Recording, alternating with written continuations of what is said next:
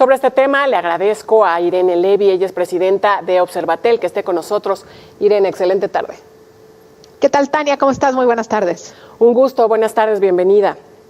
Oye, a ver, bueno, pues esta medida nos dice el gobierno que pues se pretende que con esto se disminuyan pues estos delitos que se llevan a cabo a través del celular, ¿no? Que son las extorsiones y bueno, pues los secuestros. Sin embargo, bueno, pues esto es como si estuviéramos en un déjà vu. Esto ya lo vivimos allá por 2008 y pues sabemos que no funcionó, ¿no? Esto, pues tratar de revivir una medida como esta, ¿qué te parece?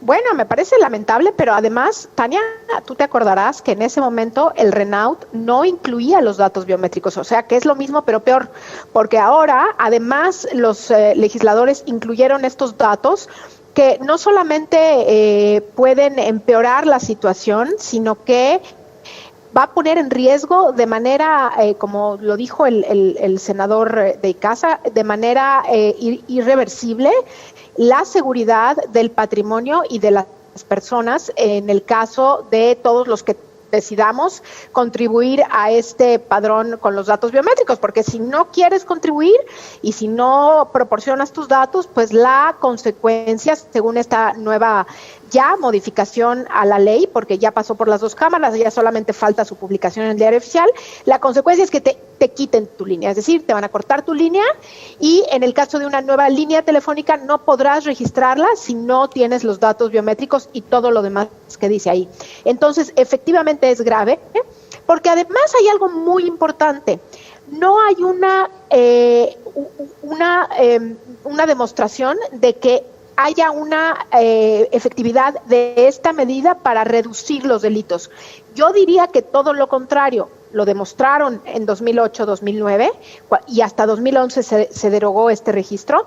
Y ahora mayor problema porque con los datos biométricos se van a crear nuevos delitos, van a aumentar delitos inclusive que son muy graves porque se podrá suplantar la identidad de las personas en caso de vulneración de esta base de datos y en ese momento podremos perder nuestro patrimonio. Y ahora accesamos con la voz, con la huella digital y si alguien más tiene estos datos podrá vaciar una cuenta, podrá hipotecar una casa, es decir, realmente estamos ante un problema muy grave. La pregunta es, ¿confiamos en el Instituto Federal de Telecomunicaciones, en el gobierno, para manejar una base de datos de esta magnitud?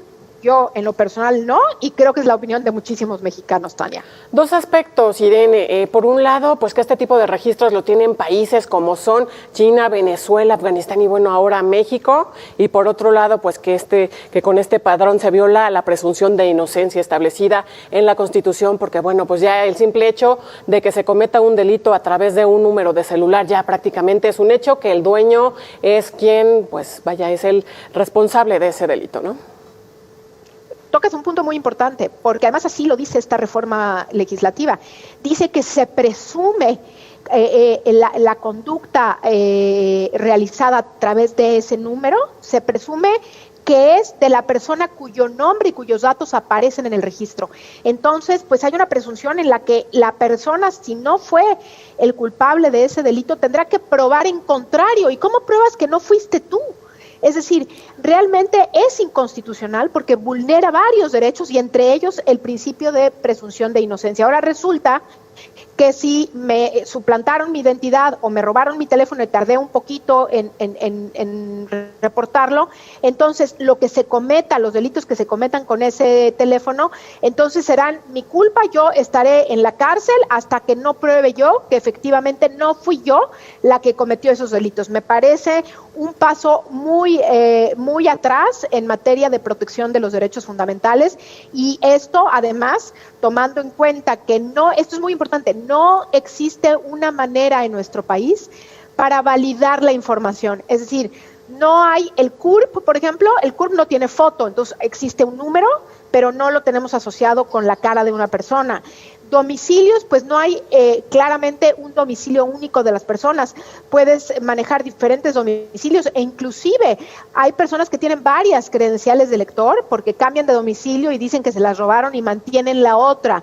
En fin, no existe una forma de validar y estos errores, que van a haber enormes errores en esta base de datos, va a hacer que tengamos una base de datos no confiable, con la consecuencia, 1, de que te declaren a ti culpable de los delitos que se cometan porque está tu nombre en la línea, y 2, que te corten la línea o no te permitan registrarla si tú no quieres colaborar con tus datos, incluyendo los biométricos. Entonces, me parece que es lamentable que hayan aprobado esto en el Poder Legislativo. ¿Qué te dice este hecho de que este tipo de padrones solo existan en China, en Venezuela, Afganistán y bueno, ahora en México? Pues mira, en el menor de los casos, en el menos malo de los casos, me dice que pues son torpes los legisladores, pero en el peor de los casos me parece que tendríamos que pensar si no entraña esta decisión de aprobar un registro de esta magnitud una intención más allá del registro mismo, es decir, quizás el tener cierto control sobre los datos más íntimos de las personas pudiera ser uno de los objetivos que tiene este padrón. Yo no encuentro nada más porque en los países de primer mundo e incluso otros similares a México, como Chile, por ejemplo, han estudiado este tipo de registros y han llegado a la conclusión de que no se justifica una invasión a la privacidad como este tipo de registros para lo que tratan de lograr, es decir, la disminución o el ataque a estos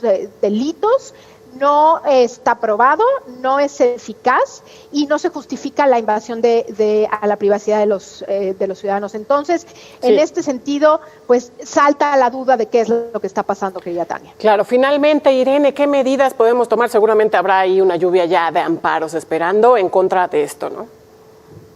Pues sí, en cuanto se publique en el diario oficial, lo que muchos haremos y desde Observatel pues estaremos seguramente proporcionando datos y a lo mejor sumando para un amparo colectivo sobre, pues esto, ampararnos en contra de este registro por considerarlo inconstitucional, pero también un llamado a los legisladores que podrían interponer una acción de inconstitucionalidad, al INAI, que podría hacerlo también por considerar que esto vulnera nuestros derechos fundamentales, y la Comisión Nacional de Derechos Humanos, que también podría hacerlo.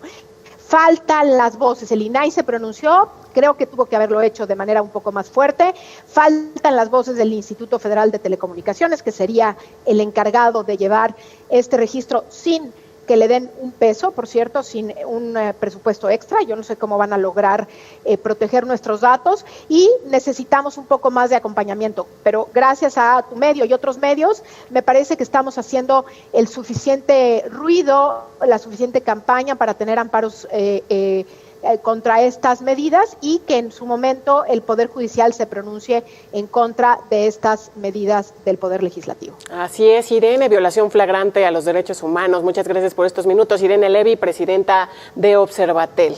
Excelente tarde. Un abrazo, Tania. Saludos a todos. Saludos. Y bueno, ya lo saben.